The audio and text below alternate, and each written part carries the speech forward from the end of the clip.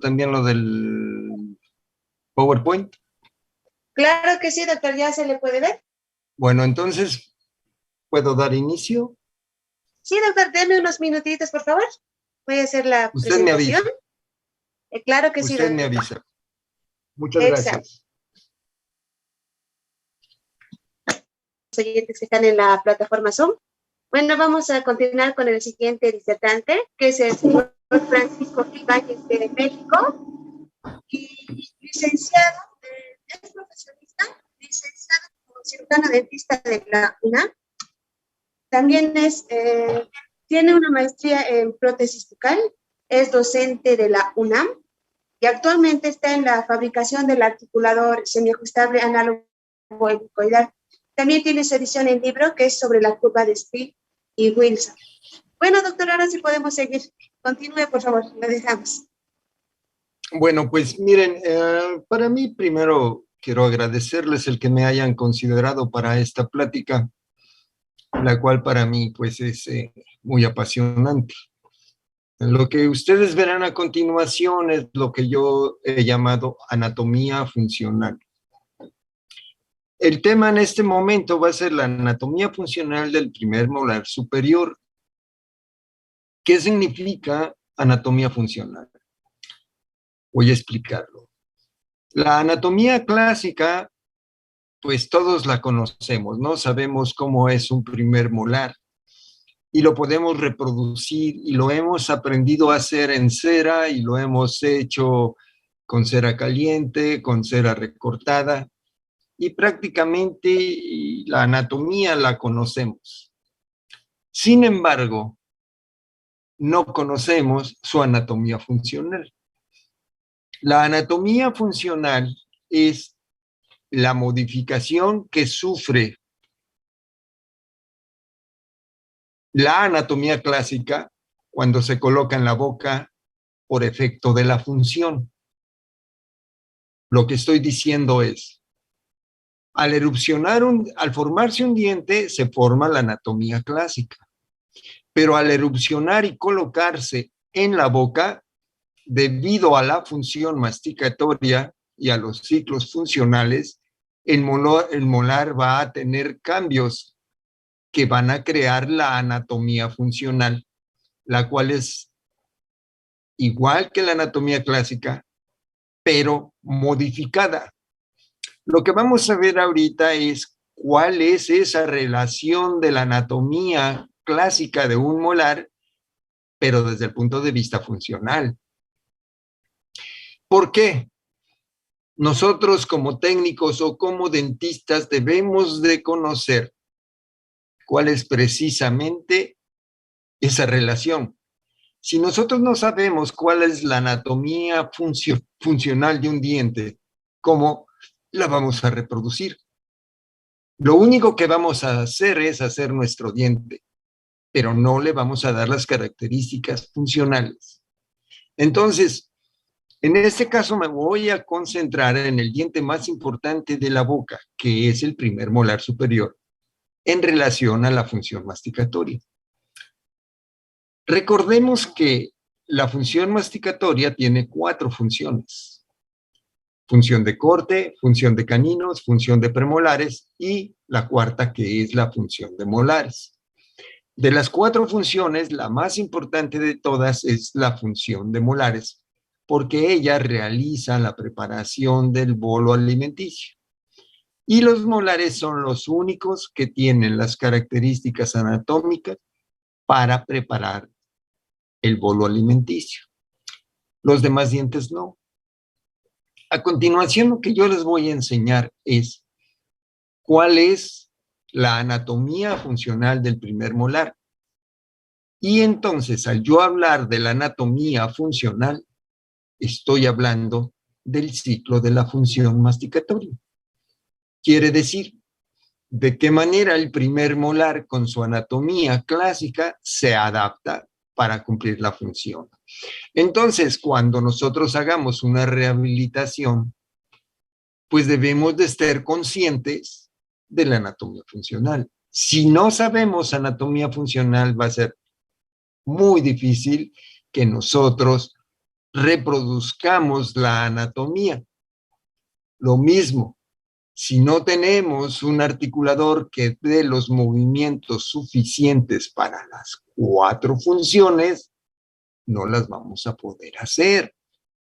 ¿Por qué? Porque normalmente el articulador tiene 3 movimientos y 3 movimientos no son suficientes para hacer la función de 4 grupos. No se puede, es prácticamente imposible. Pero ya en su momento hablaremos sobre el articulador. En este momento vamos a concentrarnos en anatomía funcional del primer molar superior. Entonces vamos a seguir y poco a poco vamos a ir incorporándonos en el tema. En este momento podremos ver, por ejemplo, nuestra imagen del primer molar, pero de acuerdo a las 4 caras. En mi lado izquierdo podemos ver la cara palatina del primer molar. La cara palatina, bueno, está caracterizada por la cúspide mesiopalatina, que es la cúspide más robusta de nuestro molar. Y más adelante veremos por qué razón es la cúspide más robusta de las 4 cúspides. La cúspide mesiopalatina de nuestro molar, desde el punto de vista funcional, es muy importante. Y les voy a mostrar cuál es esa importancia. Y vamos a comprender por qué es la cúspide más alta y más robusta. Vean ustedes cómo la cúspide vistopalatina realmente es muy pequeña en comparación con la mesiopalatina. La mesiopalatina cubre casi toda la cara. Y observen cómo en la parte palatina tenemos una raíz y en la parte vestibular, que es la siguiente imagen, tenemos 2 raíces. La pregunta aquí es, ¿por qué? ¿Por qué un molar tiene 3 raíces? Y la razón funcional es por la siguiente, porque la base oclusal de nuestro primer molar va a cumplir básicamente 3 funciones. Más adelante las vamos a ir viendo, pero ahorita se las voy a decir. Son 3 funciones. Uno, derivado de las cúspides vestibulares, donde está la curva de Spee, que hace la función de corte y hace un desplazamiento de nuestro molar hacia la parte vestibular. Entonces, esa fuerza que cae sobre la superficie vestibular va a necesitar de un soporte radicular. ¿Cuál sería? Pues las 2 raíces vestibulares. Y la siguiente función se va a dar sobre la superficie de la raíz mesiopalatina, donde se va a dar la función de aplastamiento, que es donde se aplica la mayor fuerza funcional. Por esa razón, la cúspide mesiopalatina es la más robusta, pero necesita soportar esa fuerza. Por esa razón hay la raíz palatina. Entonces, son 3 raíces, 2 raíces vestibulares y una palatina, como nosotros estamos mirando en la diapositiva. Y cuando vemos la cara mesial y la cara distal, volvemos a ratificar la misma característica anatómica. Pero en la cara mesial y vestibular observaremos lo siguiente. La cúspide mesiopalatina es la más alta de las 4 cúspides. Esa característica se debe precisamente a razones funcionales. Y gracias a esa característica vamos a tener una relación de oclusión céntrica y vamos a tener una relación con el ciclo funcional que veremos posteriormente. Como ustedes ven, la anatomía de un molar corresponde a la función que realiza ese molar, que es lo que va a ser el tema de hoy. Yo he visto, por ejemplo, estaba una vez en Estados Unidos y fuimos ahí a uno de los laboratorios más grandes de Estados Unidos y uh, estaban hablando respecto a la anatomía, nos enseñaron una corona de circonia del primer molar, ¿no? Y yo la vi, pero yo no quería opinar, ¿no? Yo no quería opinar, no quería opinar, hasta que pues desgraciadamente me tocó opinar. Me pidieron que opinara y le dije, bueno, está bien, está muy bonita la anatomía, digo, pero funcionalmente no tiene las características que debe de tener un molar. Y se quedaron así, ¿no? Entonces el técnico me preguntó el por qué y le dije, no, bueno, primero dime tú cómo deben de ser las vertientes vestibulares. Y se quedaba. ¿Qué relación hay entre las vertientes vestibulares y las vertientes de la cúspide palatina? Y también se quedaba sin contestar. ¿Por qué? Porque eso no lo conocemos, no lo hemos analizado funcionalmente. Hemos hecho el análisis anatómico, pero el análisis anatómico es muy pobre si no lo relacionas con un análisis funcional, porque nosotros lo que hacemos es reproducir la anatomía y la función y la estética, obviamente, pero esa va a ser la clase de mañana, que va a ser el incisivo central. Continuemos a la siguiente, aquí está. Miren, en esta nosotros vamos a ver tres imágenes. La imagen del lado izquierdo ve el molar por la parte inferior, donde se ven las raíces y el ápice. Y en el centro podremos ver la cara oclusal de nuestro molar. Y al lado derecho vemos la distribución de las tres raíces. Observen lo siguiente. La cara oclusal que se encuentra al centro determina en la parte superior la parte palatina. Observen en el lado izquierdo como la raíz palatina, que es esta, es una raíz plana y es una raíz larga y plana. Y es la que va a soportar la carga sobre esta superficie, que es donde se hace la función del aplastamiento del alimento, aquí. Sin embargo, observen en la superficie como la cúspide mesiopalatina ocupa el mayor volumen de todo el molar. Y hay otra característica que debemos nosotros de ver ya desde la anatomía, que es la cresta proximal mesial, que es esta. Esta es una característica anatómica que debemos de considerar siempre que hacemos nuestros molares. ¿Por qué? Porque nos va a servir para hacer la relación fosa-cúspide. Más adelante lo vamos a ver, pero ya desde ahorita les voy a ir diciendo. Ahora, la distribución de las raíces son dos vestibulares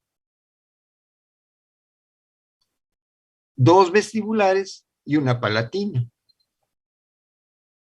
¿De acuerdo? Y la palatina va a corresponder principalmente con la cúspide mesio-palatina. ¿De acuerdo? Entonces vamos a ver la siguiente. En la siguiente lo que yo hice fue dividir el molar en sus partes anatómicas. Pero al dividirlo en sus partes anatómicas, hago la división funcional. Cada una de estas partes cumple una función. Se las voy a ir diciendo. Cuando modelamos la cresta proximal distal, que es esta cresta es una cresta amplia y plana, no tiene gran altura. La pregunta es ¿por qué? Porque en esta zona precisamente ocluye la cúspide mesio-vestibular del molar inferior. Aquí va a ocluir en esta cresta, en esta zona. Y la cúspide mesio-vestibular del primer molar inferior es la cúspide más grande del primer molar inferior.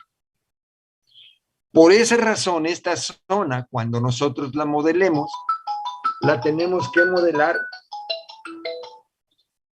amplia para que ahí pueda relacionarse la cúspide mesio vestibular de nuestro primer molar. Y al centro, ¿qué tenemos? Aquí al centro tenemos la fosa central. Ahora, la fosa central es la característica más importante del primer molar, de los molares, porque gracias a la fosa central existen los molares. Si no existiera una fosa central, no existirían los molares. La fosa central, que es esta, tiene la gran característica de que permite hacia un lado la cúspide palatina y hacia el otro lado las cúspides vestibulares. Y ahí se cumplen las dos funciones de los molares, que les dije que son tres, pero una va a ser sobre esta superficie palatina, aquí, esta, y la otra va a ser sobre esta. Y la tercera va a ser en el surco principal, en oclusión céntrica. Entonces, la fosa central nos va a servir para hacer el registro de la oclusión céntrica y ahí va a incorporarse la cúspide medio vestibular del molar inferior. Entonces, si ustedes ven, yo podría tener aquí ya mi cúspide mesio vestibular y aquí la cúspide medio vestibular. Y hay una cresta transversa que va de aquí hacia acá. Esa cresta transversa nos va a servir para aquí. Del otro lado de la cresta transversa, que viene a ser más o menos por aquí, va a quedar la cúspide disto vestibular del molar inferior. Y así, fíjense ustedes, la cresta transversa, la fosa central y la cresta distal nos van a ayudar para hacer la relación de la oclusión céntrica. Y a partir de este punto se van a hacer los movimientos de lateralidad, que es hacia este lado. Este es el movimiento de lateralidad interna hacia la línea media que está acá. Acuérdense que esta es la parte palatina. Y la otra es la lateralidad externa, que es esta, que es la de trabajo, esta. Entonces, a partir de aquí se mueve hacia acá y a partir de acá se mueve hacia acá y a partir de aquí se va a mover hacia mesial, que es hacia acá, que es el tercer movimiento. Y en este movimiento, que es el de acá, no hay contacto. Y en este sí hay contacto. Y en este no hay contacto. Entonces, si ustedes se dan cuenta, al elaborar nuestra anatomía, estamos elaborando la función masticatoria. Así que más vale que tengamos conciencia de cuál es la función de cada parte de nuestro molar, porque al final de cuentas es lo que nosotros hacemos. ¿Qué es lo que nosotros hacemos? Pues reproducimos la anatomía para reproducir la función. En cada caso, de acuerdo a las circunstancias de cada caso.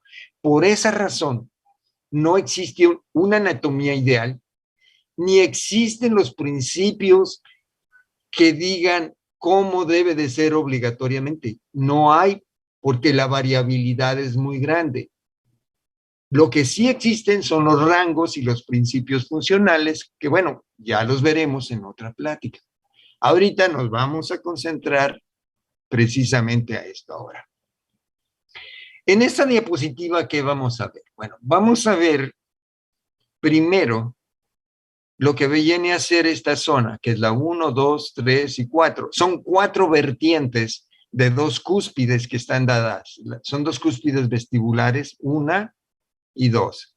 Este es el lado mesial, entonces sería la mesiovestibular y la distovestibular, pero cada una tiene 2 vertientes.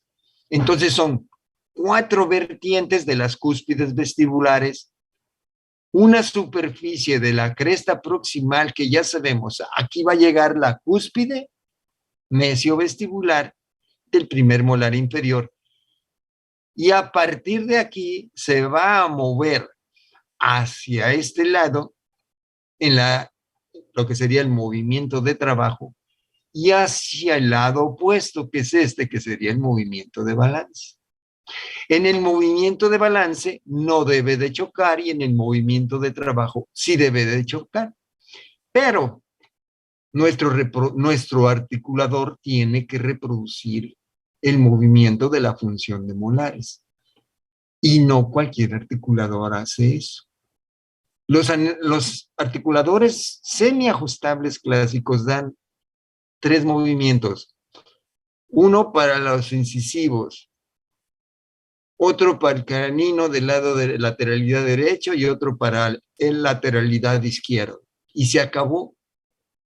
Y no necesitamos, con 3 movimientos no alcanzamos a tener este movimiento, que es el movimiento de trabajo de la función de molar y de balance de la función de molar.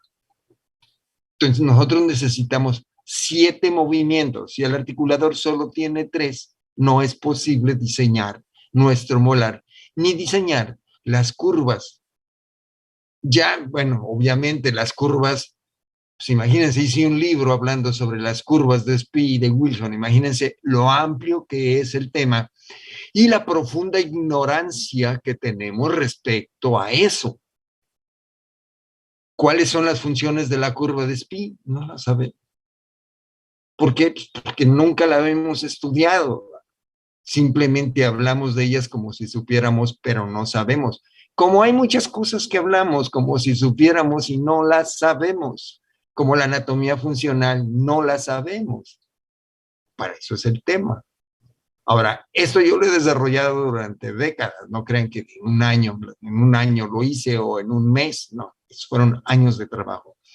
Ahora, si yo puedo ver entonces nuestras áreas funcionales, tengo que describirlas. Por ejemplo, ¿cómo debe de ser la vertiente 1, 2, 3 y 4 en relación con la vertiente de la cúspide palatina? ¿Cómo debe de ser? ¿Qué relación anatómica debe de tener para cumplir con la función? Entonces, debemos de saber cuáles son las funciones que realiza el molar y debemos de saber cómo son esas funciones, para qué, para cuando nosotros modelamos el primer molar, pues lo modelemos funcionalmente. Y no solamente a como nos lo dio a entender el libro de anatomía, porque el libro de anatomía es estático y la boca es dinámica. Y además la boca es dinámica a través de toda la vida. Por eso, todas las teorías que han hablado sobre que el equilibrio funcional, que las leyes que determinan, que la oclusión ideal, que todas esas cosas han fracasado. No existen los principios que determinen cómo debe de ser la oclusión ideal. ¿Por qué? Ustedes son técnicos y verán que cada caso es diferente y ustedes deben de aplicar principios distintos. No es la misma anatomía jamás. Como no es lo mismo la anatomía del primer molar cuando tenemos 20 años que cuando tenemos 50, porque el molar se va a transformar a través de la función. Entonces, no hay manera de que tú digas, el molar debe de ser así. No, no, porque va a ser variable de acuerdo al caso. Ya vimos la clasificación de personas desdentadas. Díganme ustedes si van a poder hacer la anatomía clásica en una clase 1 de Kennedy. No, no se puede, porque la mecánica de la prótesis removible permite que haya movimiento. Entonces, la mecánica nosotros tenemos que saberla respetar y hacer nuestros dientes de acuerdo a nuestro paciente. Pero tú dices, bueno, entonces, ¿qué debo yo de saber? Debes de saber cómo es la función para que tú lo apliques. Porque En una prótesis total y en una prótesis removible, la mecánica es diferente, la anatomía va a ser diferente y los objetivos van a ser diferentes.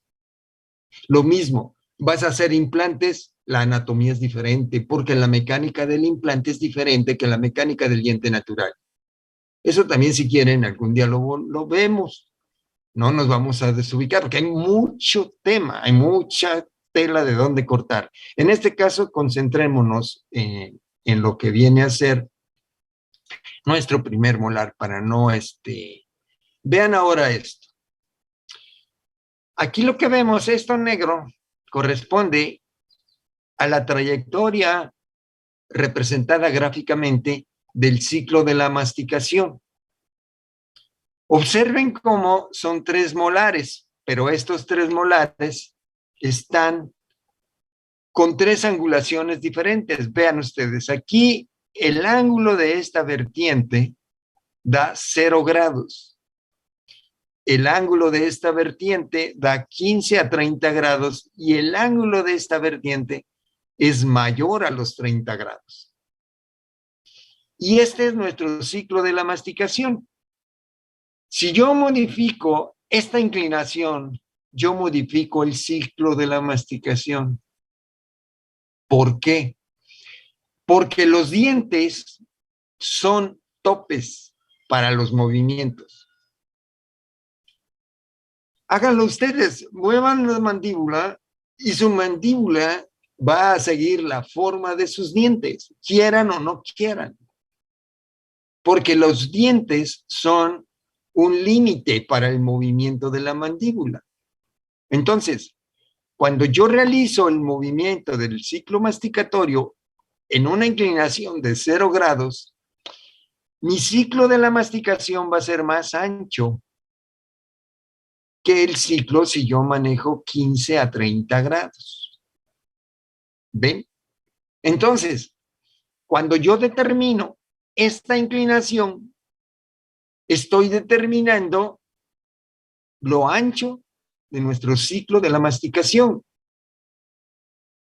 Sin embargo, ¿cuál es lo óptimo? 0 grados, 15 a 30 grados o más de 30 grados, 40, 50 grados.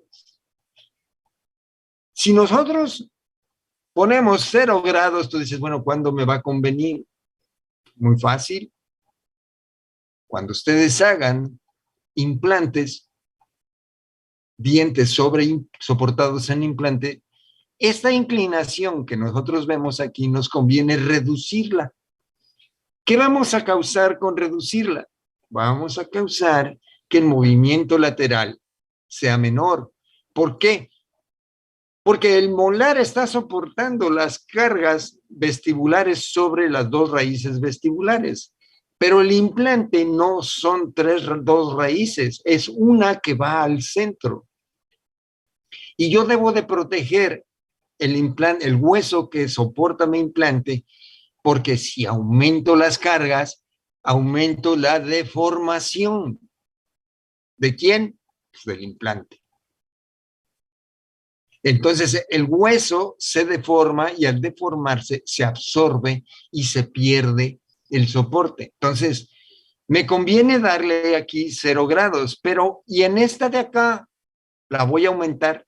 No, en caso de implante, bajo las 2 inclinaciones, la vestibular y la palatina. ¿Pero qué hago con la cúspide vestibular del molar inferior? ¿Qué hago para que tenga armonía? La tengo que aumentar en la angulación para que pueda dar en oclusión céntrica. Vean cómo, a partir de la anatomía, yo logro la función que a mí me corresponda para ayudar a mi paciente. ¿Cuál es la inclinación que debemos de tener en personas jóvenes, robustas? Es esta. Observen.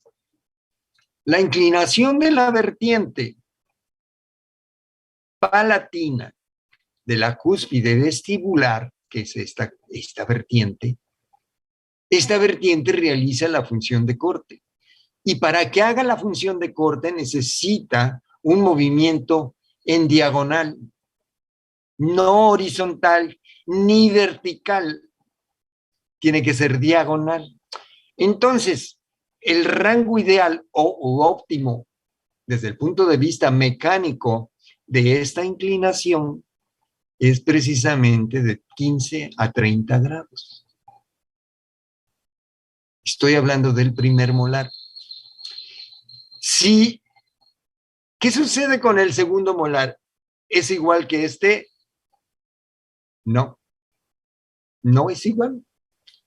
El segundo molar, debido a las curvas, fíjense, ¿no? Por eso un día les daré la plática de curvas para que puedan entender lo que son las curvas. Porque las curvas van a variar la posición de cada molar.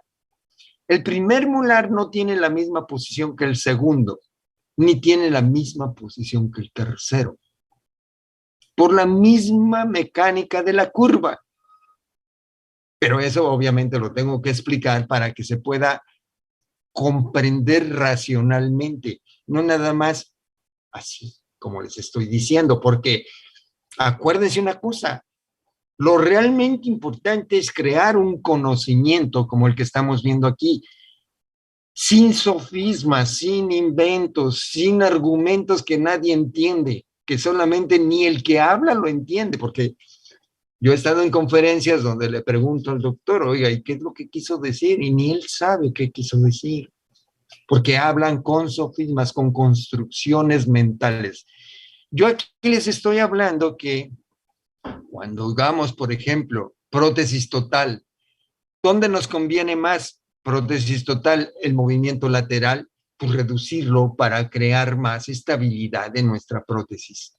Entonces, reducimos un poco la inclinación. Pero, sin embargo, en los dientes naturales es esta lo que nosotros vamos a querer. Esto. 15 a 30 grados. Estoy hablando del primer molar, no estoy hablando de curvas, porque ya en las curvas les voy a explicar por qué debe de ser así. Y hay veces que esta inclinación es demasiado grande. ¿Cuándo sucede esto? Esto sucede cuando hay pérdida de los molares, entonces se desplazan hacia vestibular por la lengua. La lengua los desplaza hacia afuera y al desplazarlos hacia afuera incrementa este ángulo, y al aumentar este ángulo hace que la masticación sea vertical y el desplazamiento es el más pequeño. Ahora, ¿cuándo vamos a tener el desplazamiento más grande? Pues cuando hay desgaste dentario a través de la edad, por ejemplo, en una persona de 60, 70 años, su anatomía se ha modificado debido a la función, entonces no lo vamos a considerar como un muchacho de 30. Si se dan cuenta, la anatomía funcional es dinámica, no la puedes aprisionar en unas leyes o en unos argumentos rígidos, no se puede. Tú tienes que tener el criterio para ver qué te conviene o qué le conviene al paciente y cómo vas a manejar las fuerzas. ¿De acuerdo a qué? Una prótesis total, una prótesis removible, una prótesis con implantes, una prótesis de porcelana sostenida sobre los dientes, una prótesis de porcelana donde te extiendes demasiado y no quieres que caiga mucha carga sobre tus pilares, porque ahora sí los hacemos ya. Antes no nos animábamos y ahora ya nos estamos animando. Entonces, veamos esto. Miren, estas diapositivas que estoy pasando aquí es parte de mi libro de anatomía funcional. No lo he terminado porque ahorita estoy terminando el libro de las curvas. El de las curvas es una aportación muy teórica, muy importante. Por eso quise terminar primero ese libro y después termino este. Pero observen lo siguiente. Lo que yo les dije. Si yo tengo aquí una inclinación entre un rango de 15 a 30 grados en la vertiente de corte, tengo que tener un ángulo mayor en la vertiente palatina. La pregunta es ¿por qué? Porque la cúspide palatina es más alta. al tener mayor altura, la inclinación de esta es mayor. Si yo llegara a la cúspide hasta acá, sería la inclinación de aquí a aquí y sería mayor. Quiere decir, mientras más altura cuspidia, mayor ángulo. Mientras menor altura cuspidia, como sería este, menor ángulo. Entonces, sobre la vertiente de corte, que es esta, vamos a dar una inclinación aproximada entre 15 y 30 grados.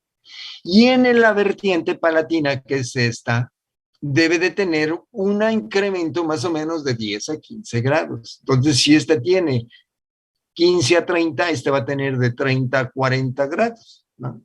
Más o menos. Ahora, ¿qué efecto voy a lograr? Pues el efecto que ya decía, el ciclo de la masticación. Yo aquí, como cuando yo mastico aquí. Entonces, esta vertiente no la puedo pasar. ¿Por qué? Porque es el límite físico. Los molares son límites físicos. Si tengo este límite físico y la angulación es de 15 a 30 grados, voy a tener un ciclo como este. Pero si yo incremento este ángulo a 50 grados, ya no puedo hacer este ciclo, ni puedo hacer este corte diagonal, lo voy a hacer más vertical y voy a hacer una masticación más vertical, con menos componentes laterales. Si nosotros valoramos lo que les estoy diciendo, cuando hacemos los molares estamos creando los límites del ciclo funcional. ¿Por qué? Porque es obligatorio mecánicamente. Vamos a la siguiente. Entonces, observen esto. Esto se lo tienen que aprender de memoria. Miren ustedes, si nosotros trazamos una línea horizontal, este ángulo mide 180 grados, que es lo que está aquí. 180 grados, siempre va a medir 180 grados. Pero como aquí tenemos la línea horizontal de Frankfurt, ¿cuántos grados vamos a tener en la vertiente de corte? Que es esta. 25 grados. Bien. ¿Cuánta inclinación vamos a tener en la vertiente de aplastamiento? Que es esta. 40 grados. Muy bien. Si yo tengo aquí 25 y aquí tengo 40, 25 más 40, ¿cuántos grados mide esta? 115 grados. ¿Cuánto debe de medir la cúspide vestibular del molar inferior? 115 grados. ¿De acuerdo? Entonces, cuando yo determino la anatomía de mi molar superior, estoy determinando también el ángulo de las cúspides vestibulares inferiores y estoy determinando la altura de las cúspides de los molares inferiores. En automático. ¿Cuándo les habían dicho esto? Jamás. Porque a nosotros nos vendieron la idea de la ATM. Todos los entraron a la ATM y no es así. La anatomía funcional está determinada desde que los dientes están formados. No hay manera de alterarla. Nadie la puede alterar. La ATM no puede modificar la anatomía de los dientes, porque los dientes se formaron en la lámina dental. Entonces, las relaciones que nos han dicho no corresponden muchas veces. Hay que ser más crítico. Fíjense, yo ni les he hablado del ATM y ya les estoy explicando la función. Y la ATM, esa se va a mover. Ya después un día platicaremos referente a la relación de la ATM con esto. Y verán que no es como dicen los libros. Y lo mismo veremos la relación del movimiento del articulador con esto. Y verán ustedes que hemos sido engañados como No iba a decir como chinitos, pero no, los chinos son bien inteligentes. ¿Mm? Pero hemos sido conducidos hacia el consumo de aparatos y técnicas y pensamientos. Entonces, la anatomía funcional es la anatomía. Y esa es la que lleva la función. Vamos a ver la siguiente. Entonces, ya vieron, esa se la deben de aprender. Entonces, veamos pues que cuando se hace el movimiento funcional, va. ¿Cómo se hace el movimiento funcional? El movimiento funcional siempre es de afuera hacia adentro. Siempre. En los 4 ciclos. Nunca, jamás el movimiento funcional se hace de adentro hacia afuera. Jamás. El movimiento se hace de afuera hacia adentro, siempre en dirección a la fosa central, en dirección a la oclusión céntrica. Entonces, olviden la relación céntrica. La relación céntrica no es funcional, jamás han demostrado que es funcional, nunca ha pertenecido al área funcional. Olvídenla, esa no tiene nada que ver con esto. Aquí lo que tiene que ver es la oclusión céntrica, que viene, un día también vamos a agarrar ese tema, está bueno, porque la oclusión céntrica se va a determinar desde la vida intrauterina. Y esa relación, ay, ya me pasé, aquí, y esa relación de oclusión céntrica, es la matriz de los movimientos funcionales. La relación céntrica fue un invento que no sé a quién se le ocurrió y viola todos los principios anatómicos y fisiológicos. Nunca ha podido demostrarse que la relación céntrica sea funcional. Se hacen los estudios electromiográficos y no los pasa. Se hicieron 400 registros en la relación céntrica, en relación a lo que se llama miocéntrica, también si quieren ese tema, otro día nos lo echamos, y jamás apareció la relación céntrica en la miocéntrica. Yo hice un estudio como de 350 pacientes donde se veía el centralismo del cóndilo dentro de la cavidad linfática y jamás se cumplió lo que ellos decían. Nunca, nunca, nunca. Tú dices, órale, pues parecemos que vivimos en 2 realidades, ¿no? Una realidad creada y otra realidad anatómica. Lo que estamos nosotros viendo aquí es una realidad anatómica. Observen cómo todo está dado en variables. Cuando ustedes vean, tomen ustedes un paciente, por ejemplo, de 20, 30 años que tenga una oclusión que ustedes vean aceptable, que está en clase 1 y que el paciente come bien. Tomen esos modelos y van a observar que estas características que yo les estoy dando aquí existen en ese paciente. Estos rangos de 15 a 30 grados que están aquí y ese rango de acá, cuando lo vean en el paciente van a decir, sí es cierto. ¿Por qué? Porque esto viene de la realidad, no viene de la fantasía. Acostumbrémonos a que es la realidad la que nos va a guiar, más como técnicos. Ahora vean ustedes esto, lo que yo les decía. Si yo tengo 15 y 30 grados aquí, 30 y 45, aquí voy a tener un rango de 100 a 120 grados.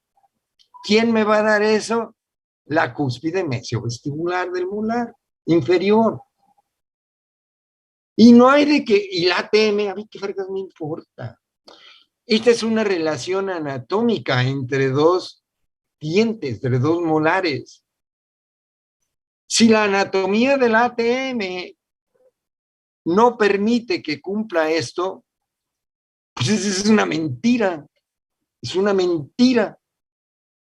No es así. Y ya un día vamos a discutir ese tema para darle el punto final, porque si nada más hablo así, lo único que voy a decir hacer es confundirlos y no quiero. Yo lo que quiero es enseñarle la relación de la anatomía funcional. Eso es lo que quiero. Y quiero que ustedes sigan estos principios. Obviamente, tengo que enseñarles un montón de cosas, pero miren, aquí está la otra. Yo les decía, por ejemplo, aquí está la cúspide mesio-vestibular y aquí está la disto-vestibular. Si nosotros volvemos a hacer 180 grados y tenemos esta vertiente de 30 y esta de 30, ¿cuánto debe de tener la cúspide que pasa por aquí? 120 grados. Y se acabó. Para que yo pueda realizar la función de corte y que pase mi cúspide por aquí, tiene que medir 120 grados y me vale gorro lo que diga la ATM. Aquí no estoy hablando del ATM. Ya un día hablaremos del ATM, pero aquí no. Aquí estamos hablando de la anatomía funcional. Si yo a esta cúspide le doy 130 grados, estoy obligado a ampliar esto. Y si yo amplío esto, ¿qué hago? Reduzco la altura. ¿Por qué? Vean ustedes cómo al aumentar el ángulo, aumento la altura. ¿Sí se ve? Yo mientras más alto, mientras más aumento este ángulo, más aumento la altura de mi cúspide. Entonces, la relación de la cúspide que viene a ser el ángulo de las vertientes, ¿verdad? Y la altura de la cúspide tiene relación entre el ángulo y la altura, ambos. ¿Qué sucede cuando yo quiero hacer en un implante? ¿Aumento la altura de la cúspide o la reduzco? La reduzco. Claro, porque entonces reduzco la altura cuspidia, reduzco y aumento el ángulo. Entonces, ¿qué hago? Aumento el ángulo, reduzco la altura y reduzco las cargas laterales. Bien, bien. ¿Qué ATM? No, espera, tranquilo, todavía no te metas en ese asunto, porque la ATM en realidad va a ser tu articulador. Más vale que tu articulador reproduzca movimiento de protrusión, 1. Movimiento de la función de caninos, que es trabajo y balance, son 3. El movimiento de la función de premolares, que son 4, y balance 5. Y la función de molares, que van a ser otros 2. ¿Cuántos te da? 5 más 2, son 7 movimientos. ¿Cuántos sacas en un articulador semiajustable de los comerciales? Sacas protrusiva, lateralidad izquierda y lateralidad derecha. ¿Cuántos son? Son 3. Con 3 no alcanzas a hacer la función de los molares, no te da. Ya veremos luego también el articulador que estoy haciendo, pero denme chance, es demasiado trabajo. Entonces, veamos cómo la relación de las vertientes, los ángulos y las alturas están relacionadas con la proporción. Ya de ahorita más adelante vamos a ver qué es la importancia de la proporción de un molar. Y no les estoy hablando de la ATM. Estoy hablando de la anatomía funcional. Espero que hasta ahorita no haya ninguna duda. Porque, bueno, tenemos que ir construyendo un conocimiento, pero objetivo, no un conocimiento basado en fantasías. Entonces, ya les había yo explicado más o menos esto. Vean las zonas funcionales del molar. Estas 4 vienen a ser las superficies de corte. Estas van a dar la superficie de corte. ¿Qué angulación deben de tener? Pues aquí se hace la función de corte y debe de ser oblicua. ¿Entre cuántos grados? Ya vimos, 15 a 30 grados. Aquí, esta es 4. ¿Cuánta debe de tener esta cresta triangular de mi molar? De mi cresta, la cúspide vestíbulo mesial. ¿Cuánto debe de tener aquí? 30. ¿Cuánto debe de tener el surco para que la cúspide del molar inferior se desplace aquí y puede hacer la función de corte. 30. ¿Cuánto debe de tener la inclinación de esta vertiente, que es el de la cresta transversa? Menos de 30. ¿Por qué? Porque esta está más elevada. Entonces, al estar más elevada, se reduce el ángulo de la cresta. Pero acuérdense que esta cresta transversa es muy importante para determinar la oclusión céntrica y determinar la función de aplastamiento, que más adelante la vamos a ver. Entonces, estas zonas que están señaladas aquí son muy importantes. ¿Por qué es esta zona 1? Esta me va a ayudar para estabilizar la oclusión céntrica, porque mi cúspide mesio-palatina, que es esta, va a entrar exactamente en el surco principal del molar inferior. Y en esta parte de aquí va a entrar, ahora, esta es la cúspide más alta y poderosa del primer molar. Y fíjense, entra al centro del molar inferior, en la fosa central. Y este lugar que es la fosa del molar, que es la zona más profunda del molar, ¿qué cúspide va a entrar? La cúspide medio vestibular del molar superior. Entonces, ¿qué relación voy a tener yo con esta altura y esta profundidad? Tienen que haber una relación. ¿Y qué relación va a tener esta profundidad de la fosa con la cúspide medio vestibular? Obviamente que debe de corresponder la profundidad con la altura de la cúspide. Si no, no es lógico. ¿Ven ustedes cómo la anatomía entre los dientes antagonistas está perfectamente calculada? Y lo que nosotros tenemos que hacer es ¿qué? Conocer la anatomía, conocer la función y hacer lo apropiado para ese paciente, porque cada paciente es diferente. Entonces, no hay leyes. Hay principios funcionales que nosotros debemos de respetar y tratar de seguir de acuerdo a las circunstancias. Porque es muy fácil que alguien te ponga leyes y te diga, es que debe de ser así. Pero cuando tú llegas a tu paciente, no lo puedes hacer. Yo no sé ellos por qué no se dan cuenta. Yo quisiera aplicar esta anatomía en todos mis pacientes, pero no puedo. Hay pacientes que sí, hay pacientes que no. Pero, sin embargo, en todos los pacientes yo puedo hacer una anatomía que al final de cuentas sea benéfica para él. Eso sí lo puedo hacer, porque yo sé qué funciones va a realizar en la masticación, qué funciones van a hacer mis molares. Entonces yo, de acuerdo a las circunstancias de mi paciente y de acuerdo a su economía, porque la economía no es lo mismo poner un removible que poner un fijo, no es lo mismo. Son cosas diferentes. Entonces, vamos avanzando. Entonces, ya les había yo dicho, cuando nosotros hacemos en el articulador, estoy hablando ya del articulador, fíjense, fíjense, fíjense.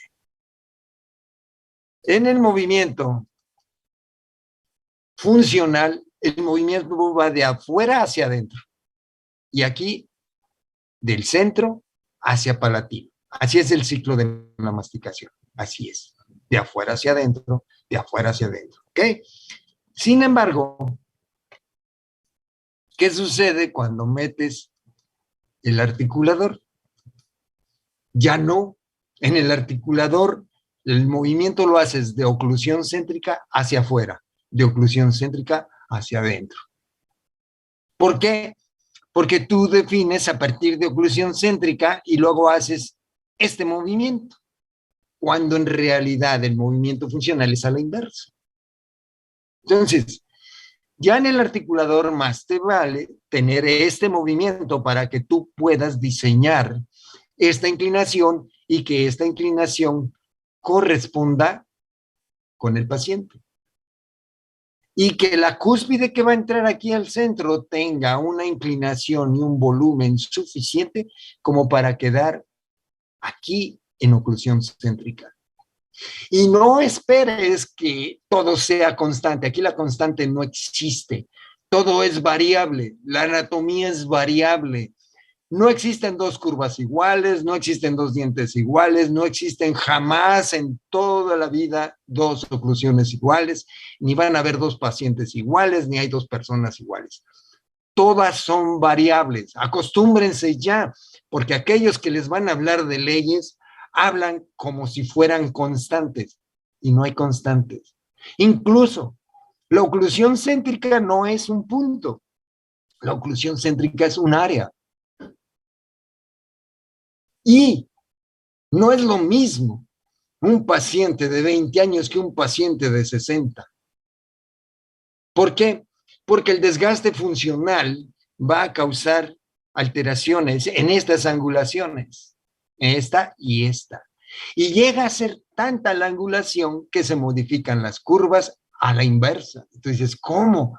Sí pasa. Y es parte del funcionamiento de los dientes. Y ustedes lo van a ver dientes más planos, dientes con angulaciones mayores, etcétera. Yo aquí estoy considerando la anatomía clásica, pero no estoy considerando la anatomía variable. Esa es más difícil. Algún día, si tengo vida, la podré definir. Bueno, esta es mi plática y pues ya dejé lo más importante. Nada más quiero cerrar ya con esta diapositiva. Nosotros tenemos 4 funciones: la de los incisivos, la del canino, la de los premolares y la de los molares. Son 4 funciones. Pero estas 4 funciones que están aquí, en el movimiento del lado opuesto al funcional, deben de haber 3 más, que son los balances. El incisivo central tiene la función bilateral simétrica. Bien, entonces nada más es un movimiento. El canino tiene 2 movimientos. Aquí está. El canino tiene 2, que es el de trabajo y el de balance. El premolar tiene 2, el de trabajo y el de balance. Y el de molares tiene 2, el de trabajo y el de balance. ¿Cuánto nos dan en total? Son 7. Así son, miren. Bueno, este mecanismo condilar que pueda tener 7 movimientos congruentes, yo lo diseñé y le llamo mecanismo helicoidal en espiral. Y yo creo que es el único en su tipo. Sin embargo, ahorita lo tengo en movimiento, en un instante en el que, acuérdense que ahorita escribí el libro sobre las curvas. Y ese libro sobre las curvas, si se dan cuenta, pues yo no les hablé de las curvas. Porque si les hablo de las curvas, los hago bolas. Y no es así. Ahorita yo les enseño lo que es, en base a la anatomía clásica, lo que es la anatomía funcional, para que tengan ese concepto. Y es un concepto basado en la realidad. ¿Qué les expliqué yo que no pudieran entender? Nada. ¿Qué lenguaje utilicé? Pues el normal. No necesito más. ¿Por qué? Porque el lenguaje de la anatomía clásica es suficiente para que tú expliques lo que se te dé la gana. No necesitas inventar más. Claro que cuando yo hice ya el libro este de las curvas, tuve que meter adjetivos nuevos que se ignoraban, pero los uso para dar más conocimiento. Nada más.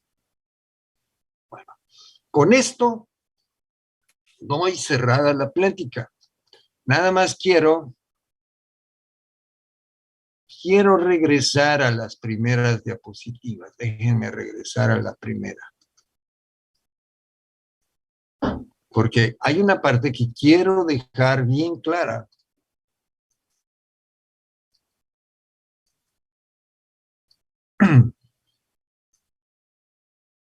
Aquí, miren, el ciclo de la función siempre en los cuatro dientes, en los cuatro grupos funcionales, es de oclusión céntrica. Aquí empieza. Se da la apertura hasta que llega. Y luego a partir de la apertura se da el cierre, así progresivo, hasta que llegas al área de la función. En este caso es la función de corte, que ya dijimos que la angulación óptima es de 15 a 30 grados de esta vertiente. ¿Ah? Esta inclinación nos va a permitir el corte en diagonal de afuera hacia adentro. Y en el articulador va a ser de adentro hacia afuera. Pero en la naturaleza, la real es de afuera hacia adentro. Y después vamos a dar con el movimiento de aplastamiento sobre esta superficie. ¿Qué diferencia hay entre esta función y esta función de aplastamiento? Esta función de corte está dada en un movimiento diagonal, pero este de aplastamiento no, porque se hace a partir ya de la céntrica y se aplasta el alimento contra esta pared. Entonces, en esta zona del diente, en la cúspide mesiopalatina, va a caer la mayor fuerza funcional de todo el ciclo de la masticación. Por esa razón, la cúspide mesiopalatina, que es esta, debe de ser la más robusta, la más alta y la que tiene la mayor inclinación para que realice la función de aplastamiento y se realice la función en oclusión céntrica. Y la relación de oclusión céntrica es bien importante. Fíjense, ya les dije una función que es de corte. Ya les dije la otra, que es la función de aplastamiento. ¿Cuál es la que falta? La que da aquí, que es la función de oclusión céntrica. Y en la función de oclusión céntrica, lo que nosotros vamos a ver es la relación análoga entre la mordida cruzada. Fíjense cómo es una maravilla. Las cúspides mayores del molar superior están hacia palatino y las mayores del molar inferior están hacia vestibular. Están cruzadas. Y la cúspide palatina va a entrar en la fosa central del molar inferior y la cúspide vestibular del molar inferior va a entrar en la fosa central. Entonces, la relación en oclusión céntrica es tan hermosa que nos va a crear una estabilidad en todas las curvas. Quiere decir, va a crear que nuestros molares queden en la posición funcional estable. Ese es otro tema. ¿Para qué? Para valorar lo que es nuestra oclusión céntrica y valorar nuestro diseño anatómico funcional. Bueno. Entonces, espero que esta plática les haya movido el cerebro. O sea, aquí mi objetivo es, miren, ya se terminó. Mi objetivo es, la educación tiene dos objetivos principales, que son los más importantes. Te tienen que hacer pensar. Si tú aprendes, pero no modificas tu forma de pensamiento, pues no aprendiste. Si tú pasaste por esta plática y después te sigues haciendo tus dientes iguales, pues la verdad perdí mi tiempo. No logré lo que yo creía en ti. ¿Qué es lo que yo pretendo? Motivarte para que pienses más sobre la objetividad de la anatomía y no sobre las fantasías que se crean por ahí con las leyes y tantas cosas que nadie entiende. Aquí estuvo bien facilito. Y así como está eso de facilito, el día te enseñaré cómo son las curvas, cuáles son las funciones de las curvas, por qué razón se forman, y lo vas a entender, porque no te voy a hablar igual que hoy. No te voy a estar hablando con lenguajes raros, principios que pues, quién sabe quién entienda, ¿no? Entonces, pues sí, mis objetivos siempre con mis alumnos son esos. Hacerlos creativos, hacerlos pensar, hacerlos razonar y poder darse cuenta de la belleza que es nuestro trabajo. Porque nosotros somos artistas y científicos a la vez. Y no hacemos dientes ahí nada más por hacer. Los hacemos porque llevamos un objetivo funcional, un objetivo estético y estamos pensando en nuestros pacientes para que ellos puedan comer lo mejor posible dentro de las circunstancias en las que estamos trabajando. Bueno, pues les agradezco. Espero que haya sido interesante y si alguna vez quieren otro tema, pues me gusta el asunto y les agradezco. Muchas gracias a quienes me invitaron y espero su asistencia para el tema de mañana, que va a ser básicamente el incisivo central, donde vamos a hablar ahora de los principios de la estética y los principios anatómicos y anatómico-funcionales del incisivo central. Y ahí podrán ver ustedes lo que es la función de corte. Bueno, pues muchas gracias. Si hay preguntas, pues estoy dispuesto a contestarlas. ¿O alguna observación? Cualquier cosa. Bienvenidos. Recording stopped.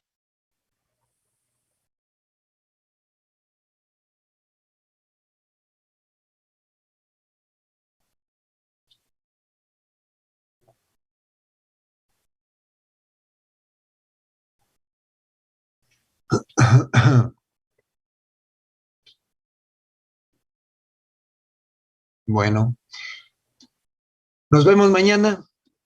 Prepararé todo y tendré todo listo así como hoy, aunque ya sé que a la hora de integrarse algo pasa siempre.